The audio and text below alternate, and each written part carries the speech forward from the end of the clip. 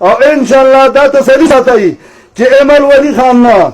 امل ولی خان د سپینجاولی تاسو ته هم چې مرضی او په دې علاقو باندې بګرځي دا یو داسې شمولیت زمونږ د ارمۍ راشوی چې دې پوره پاکستان جوړ کول دې خلکو په 2018 کې د هغه خلکو جنازه ویستلې ده د هغو جنډې لګولې وه خو د هغو د جنډې باوجود دې خلکو په 2018 کې د هغه خلکو جنازه ویستلې ده او د پاکستان تحریک انصاف جنډې اوچته کړې ده هغې له ووټ ورکړی دی ولې دلته 29 جلسې شوې په وي سي لالکو کې تا به وایي چې دا یا چارسده ده یا درشخیله ده یا بل یو داسې غټ ښار دی 29 جلسو باوجود دې قام ثابته کړې ده چې جنډه به دې هم ولاړئ بینر به دې هم ما لګولی خو ووټ به دې تحریک انصاف له ورکومه او په تا باندې به نور نه دوکه کېږم 72 سال مې راباندې دوکې وخوړې زه به دا ووایم چې په دې 2 هفتو کې دا 2 شمولیتونه وشو چې یو د دارمۍ شمولیت شعر د خورشید علي خان دی نو هغې صوبه جوړه کوله دې پاکستان جوړه کوله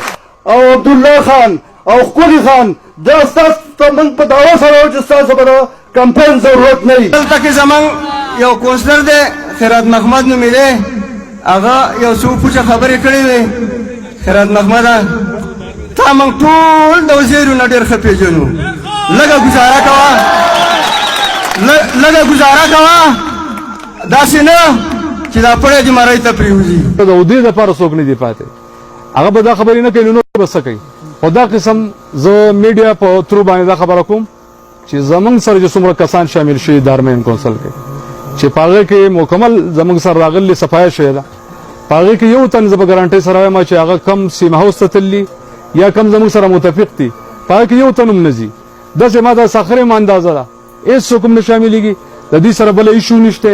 د دې سره بله خبره نشته دغه فیسبوک باندې به دا خبرې چلی او په دې غلطویمۍ کې د هېڅ څوک نه ځي زه دې له دغه ورکومه چیلنج ورکوم چې یو تن دې وښیي چا شامل شي صاحب بله ورځ دلته کې یو جلسه وه د ارمۍ زموږ یو ملګری و هغه وویل چې په د ارمۍ کې او قرآن یې هم وخوړ چې څوک نشته چې دې له د اودې ورکړي